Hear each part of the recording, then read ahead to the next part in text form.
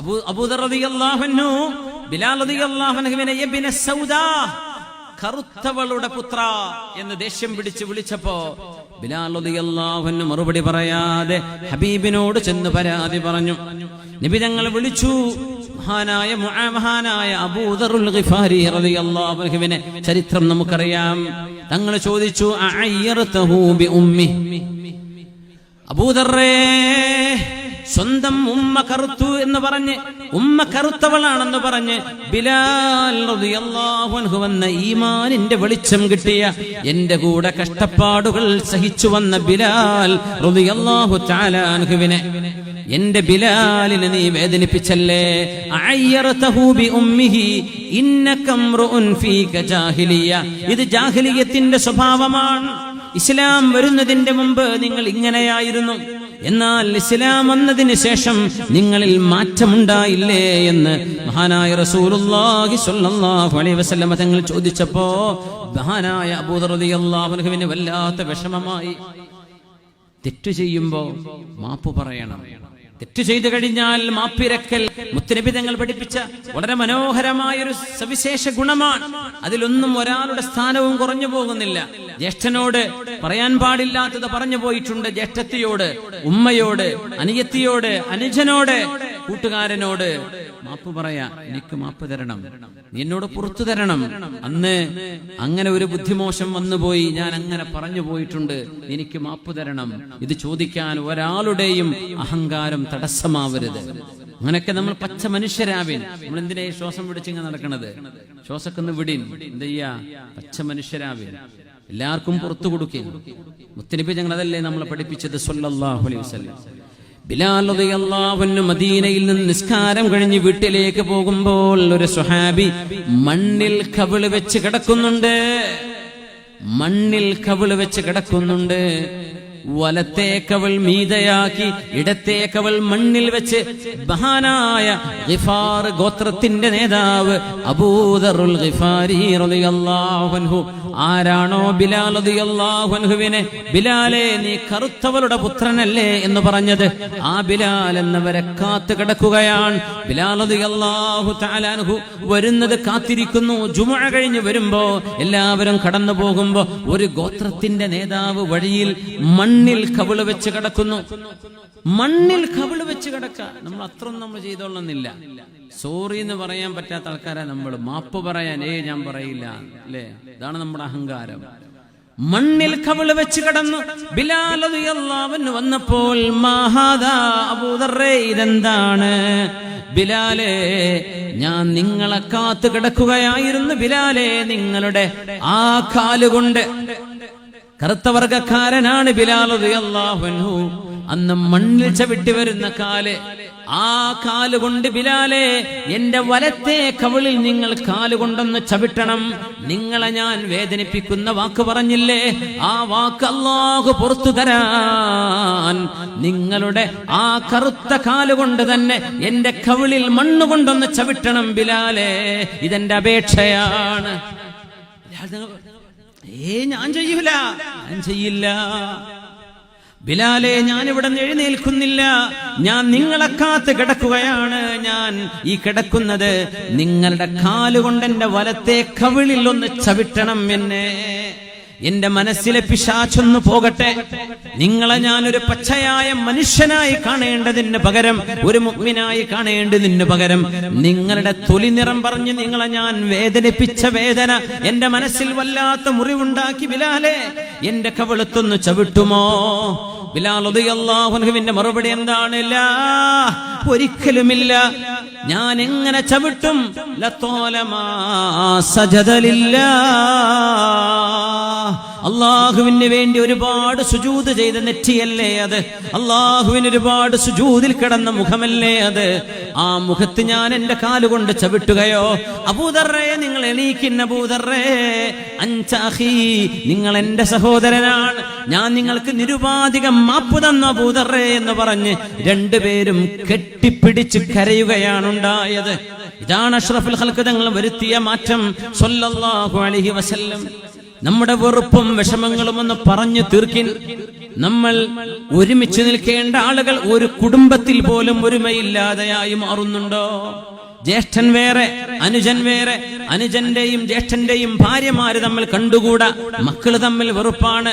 ഉമ്മാക്ക് ഈ മോനെ കണ്ടുകൂടാ, ഈ മോന് ഉമ്മാനെ കണ്ടുകൂടാ, എളാപ്പയും മൂത്താപ്പയും തമ്മിൽ പിണക്കം, ജ്യേഷ്ഠനും അനുജനും തമ്മിൽ പിണക്കം. എന്തിന്? 4 കാശിന്റെ പേര് പറഞ്ഞിട്ട്. ഈ ഉമ്മത്തിന് പിന്നെ ശത്രുക്കൾ കൈവച്ചില്ലെങ്കിലല്ലേ അത്ഭുതമുള്ളൂ. നമ്മൾ ഇങ്ങനെയാണെങ്കിൽ ഒരുമിച്ചു നിൽക്കണേ, കുടുംബ ബന്ധം നിങ്ങൾ കൂട്ടിച്ചേർക്കണമേ, അള്ളാഹു നിങ്ങൾക്ക് ആയുസ് തരുമെന്ന് പറഞ്ഞ ആളുകളാണ് നമ്മൾ. എന്നിട്ട് സ്വന്തം കുടുംബത്തോട് ജ്യേഷ്ഠാനുജന്മാർ ചോരബന്ധമല്ലേ, പെങ്ങന്മാർ ചോരബന്ധമല്ലേ?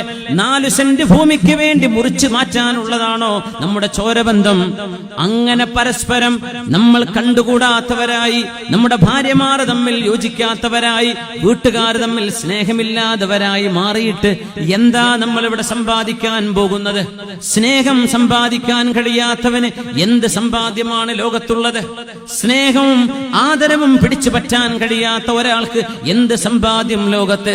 അതുകൊണ്ട് അല്ലാഹുവിന്റെ റസൂലിന്റെ അധ്യാപനങ്ങളിലേക്ക് നമ്മൾ തിരിച്ചു വരണം. ലാ തർജിഉ ബഅദി കുഫാറൻ യദ്രിബു ബഅദുകും റിഖാബ ബഅദ്. നിങ്ങൾ പരസ്പരം തമ്മിൽ തല്ലി മരിക്കുന്ന അവിശ്വാസികളായി മാറരുതേ. നിങ്ങൾ തമ്മിൽ തല്ലി പരസ്പരം വധിക്കുകയും കൊലപാതകം നടത്തുകയും ചെയ്യുമ്പോൾ നിങ്ങൾ അല്ലാഹുവിന്റെ വഴിയിൽ നിന്ന് പുറത്തു പോകും, അവിശ്വാസത്തിലേക്ക് പോകും. അതുകൊണ്ട് നിങ്ങൾ സഹോദരങ്ങളെ പോലെ, ഒരു ഉമ്മ പെറ്റ മക്കളാണ് നിങ്ങൾ പോലെ എന്നല്ല, ആദം അലൈഹിസ്സലാമിന്റെയും ഹവ്വാ റളിയല്ലാഹു അൻഹയുടെയും മക്കളല്ലേ നിങ്ങൾ. പരസ്പരം പഴിചാരരുത്, പരസ്പരം ശത്രുക്കൾക്ക് നിങ്ങൾ പിടികൊടുക്കരുത്. ഒരാളെ അൽ മുസ്ലിമു ലാ യുസ്ലിം, ഒരു മുസ്ലിം തന്റെ കൂട്ടുകാരനെ ശത്രുക്കൾക്ക് പിടിച്ചേൽപ്പിക്കുകയില്ലെന്ന് റസൂലുള്ളാഹി സ്വല്ലല്ലാഹു അലൈഹി വസല്ലം. ഒരു മുസ്ലിം മറ്റൊരു മുസ്ലിമായ വിശ്വാസിയായ ഒരാളെ ഗീബത്ത് പറയില്ല, അവനെ വേദനിപ്പിക്കില്ല, അവനെ ശത്രുക്കൾക്ക് പിടിച്ചു നൽകുകയും ചെയ്യില്ല. പരിശുദ്ധ റസൂൽ സ്വല്ലല്ലാഹു അലൈഹി വസല്ലം ഹബീബിന്റെ അധ്യാപനങ്ങളിലേക്ക് നമ്മൾ തിരിച്ചു വരണ്ടേ. ആ ഒരുമയുടെ സ്നേഹത്തിന്റെ വാക്കുകൾ ഹബീബായ നബി തങ്ങൾ ഹജ്ജത്തുൽ വിദാഇൽ യാത്ര പറയുകയാണ്. ഇനി ഒരിക്കൽ ലഅല്ലി ലാ അൽഖാകും ബഅദ ആമി ഹാദാ ഫീ മഖാമി ഹാദാ. ഇവിടെ വെച്ച് ഇനി ഒരിക്കലൂടെ എനിക്ക് നിങ്ങളെ കാണാൻ കഴിയാതെ വരും. അതുകൊണ്ട് ഇസ്മഊനി, നിങ്ങൾ എന്നെ ശ്രദ്ധിച്ചു കേൾക്കണേ. ഞാൻ ഈ പറയുന്ന പോലെ ഇനി ഒരിക്കൽ ഒരു അറഫയിൽ നിങ്ങളെ കാണാൻ എന്നെ കൊണ്ട് കഴിയില്ല. ഇനി ഒരു ഹജ്ജ് എന്റെ ജീവിതത്തിൽ ഉണ്ടാവില്ല. ഇത് എന്റെ അവസാനത്തെ അഭിസംബോധനയാണ്. അതുകൊണ്ട് ഇസ്മഊനി, സ്വഹാബികളെ ചെവി തുറന്ന് കേൾക്കണേ എന്ന് പറഞ്ഞ് ഹബീബായ നബി തങ്ങൾ പറഞ്ഞ വാക്കാണ്. നിങ്ങളുടെ പരസ്പര വൈരാഗ്യങ്ങളെ ഞാൻ എന്റെ കാലുകൊണ്ട് ചവിട്ടി താഴ്ത്തുകയാണ്. ഇനി ആരും പ്രതികാരം ചെയ്യാൻ ഇറങ്ങരുത്. പലിശ ഞാൻ എന്റെ കാലുകൊണ്ട് ചവിട്ടി താഴ്ത്തുകയാണ്. എന്റെ അമ്മ, എന്റെ പിതൃ സഹോദരൻ, എന്റെ വാപ്പയുടെ അനുജൻ അബ്ബാസ് റളിയല്ലാഹു അൻഹുവിന് പലിശയുടെ ഏർപ്പാടുകൾ ഉണ്ടായിരുന്നു ജാഹിലിയ്യ കാലത്ത്. അന്ന് പലിശക്ക് കൊണ്ടുപോയ ആള് പലിശ കൊടുത്തിട്ടില്ല, മുതൽ മുടക്കും തന്നിട്ടില്ല. എന്നാൽ പലിശ ഏർപ്പാടുകൾ ഞാൻ നിർത്തിവെച്ചു. അതൊരിക്കലും ഇനി ആരും ചെയ്യരുത്. ആർക്കും കിട്ടാനുള്ള പലിശ ഇനി ആരും ചോദിച്ചു വാങ്ങുകയും ചെയ്യരുത്. ഞാൻ ആദ്യമായി ചവിട്ടി താഴ്ത്തുന്നത് എന്റെ പിതൃ സഹോദരൻ, എന്റെ എളാപ്പയായ അബ്ബാസ് ഇബ്നു അബ്ദുൽ മുത്തലിബ് റളിയല്ലാഹു തആല അൻഹുവിന്റെ പലിശകളാണ്. അതുകൊണ്ട് എന്റെ എളാപ്പനി ആരോടും അത് ചോദിക്കാൻ പോകുന്നില്ല. ഞാനിതാ നിങ്ങളുടെ പരസ്പരമുള്ള മേന്മ പറച്ചിലും ഞാൻ ഇവിടെ ചവിട്ടി താഴ്ത്തുകയാണ്. കുല്ലുക്കും മിൻ ആദം, മനുഷ്യരെ നിങ്ങളെല്ലാം ആദം നബി അലൈഹിസ്സലാമിന്റെ മക്കളാണ്, മറക്കരുത്. വആദമു മിൻ തുറാബ്, ആദം നബി മണ്ണിൽ നിന്നാണ് വന്നത്. അതുകൊണ്ട് നിങ്ങൾ മണ്ണിലേക്ക് പോകുന്നവരാണ്.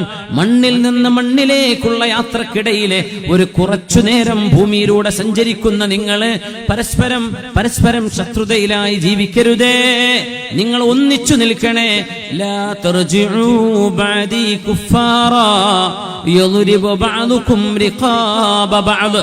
നിങ്ങൾ പരസ്പരം തലവെട്ടുന്നവരായി, പരസ്പരം തന്റെ കൂട്ടുകാരനെ വധിക്കാൻ പുറപ്പെടുന്നവരായി നിങ്ങൾ മാറല്ലേ എന്ന് ഇനിയൊരിക്കലൂടെ ഇത് പറയാൻ എനിക്ക് അവസരമില്ലാതിരിക്കാം, അതുകൊണ്ട് ശ്രദ്ധിച്ചു കേൾക്കണേ എന്ന് പറഞ്ഞ് അറഫായുടെ മുറ്റത്ത് വെച്ച് ലോക മുസ്ലിമീങ്ങളെ അഭിസംബോധനം ചെയ്തു പറഞ്ഞ നമ്മുടെ നായകർ അഷ്റഫുൽ ഖൽഖ് റസൂലുള്ളാഹി സ്വല്ലല്ലാഹു അലൈഹി വസല്ലം മഹല്ലുകൾ പിടിച്ചടക്കാൻ വേണ്ടിയാണ് നമ്മൾ കത്തിക്കുത്തുകൂടുന്നത് അല്ലേ?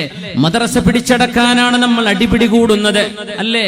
മിമ്പർ പിടിച്ചടക്കാനും മഹല്ല് ഞങ്ങൾക്ക് വേണമെന്ന് സ്ഥാപിക്കാനുമാണ് നമ്മുടെ ജുമുഅകളെ നമ്മൾ ഖറാബാക്കുന്നത്. നമ്മൾ അടിപിടി കൂടുന്നത് നിസ്സാരമായ അധികാരത്തിന്റെ വാൽക്കഷ്ണത്തിന് വേണ്ടി. എന്നാൽ അല്ലാഹുവിന്റെ റസൂല് പറഞ്ഞ ഈ ഉമ്മത്തിന്റെ സംസ്കാരത്തിൽ എവിടെയാണ് ഇതൊക്കെ നമുക്ക് കാണാൻ കഴിയുക? ഇത് ഏത് സംസ്കാരമാണ്?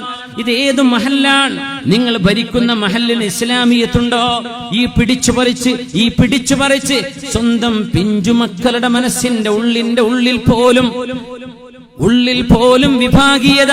അവനോട് മിണ്ടരുത് കേട്ടോ, അവനെ കണ്ടാൽ മുഖം തിരിക്കണം, അവൻ സലാം പറഞ്ഞാൽ മടക്കരുത് എന്ന് പറഞ്ഞ് പിഞ്ചു പൈതങ്ങളെ വിഷം കൊടുത്ത് വളർത്തുന്ന നമ്മുടെ മദ്രസാ വിദ്യാഭ്യാസങ്ങളിൽ എവിടെയാണ് ദീനുണ്ടാവുക? എവിടെയാണ് ദീനുള്ളത്? നമ്മൾ ആലോചിച്ചു നോക്കണ്ടേ? അല്ലാഹുവിന്റെ ഹബീബ് സ്വല്ലല്ലാഹു അലൈഹി വസല്ലം വിഭാവനം ചെയ്ത ഒരു ഉമ്മത്തായി നമുക്ക് മാറാൻ കഴിയണം. അല്ലാഹുവിന്റെ വചനം അതാണ്. കുൻതും റസൂലുള്ളാഹി സ്വല്ലല്ലാഹു അലൈഹി വസല്ലം തങ്ങൾ അല്ലാഹുവിന്റെ നിഅമത്ത് നമുക്ക് മനസ്സിലാക്കി തരുന്നുണ്ട്. വദ്കുറൂ നിഅമത്തല്ലാഹി അലൈക്കും ഇദ് കുൻതും അഅദാഅൻ ഫഅല്ലഫ ബൈന ഖുലൂബിക്കും ഫഅസ്ബഹതും ബിനിഅമതിഹി ഇഖ്വാനാ വകുൻതും അലാ ശഫാ ഹുഫ്റത്തിൻ മിനൻ നാർ ഫഅൻഖദകും മിൻഹാ. റസൂലുള്ളാഹി സ്വല്ലല്ലാഹു അലൈഹി വസല്ലം തങ്ങൾ വിഭാവനം ചെയ്ത സ്വഭാവ ഗുണങ്ങളിലേക്ക് നമുക്ക് തിരിച്ചു വരാൻ കഴിയണം. അല്ലാഹു നമുക്കതിന് തൗഫീഖ് നൽകട്ടെ. അല്ലാഹു സജ്ജനങ്ങളുടെ സ്വഭാവം അല്ലാഹു നമ്മിൽ കാണിച്ചു തരട്ടെ. റസൂലുള്ളാഹി സ്വല്ലല്ലാഹു അലൈഹി വസല്ലം തങ്ങൾ എന്റെ ഉമ്മത്തികൾ എന്ന് നാളെ വിളിച്ചു പറയാൻ പോകുന്ന ആളുകൾ